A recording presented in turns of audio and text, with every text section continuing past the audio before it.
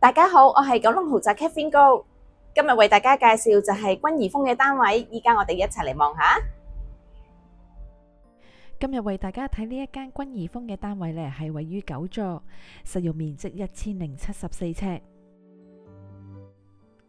單位呢係呈長方形嘅設計，擺放家私呢完全係冇難度嘅。單位係呈落地玻璃窗嘅設計，而且係附設露台。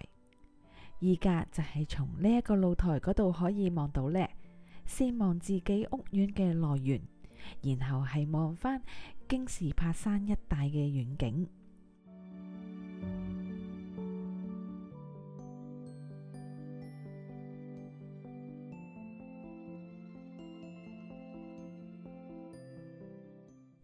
單位係屬於3房1套嘅間隔。首先呢，就係望下主人房，房間景觀同客廳一樣，係望返屋苑內園。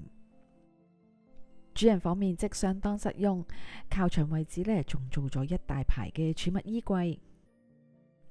主人房浴室整齊企理，沖涼嘅位置呢係保留返用浴缸。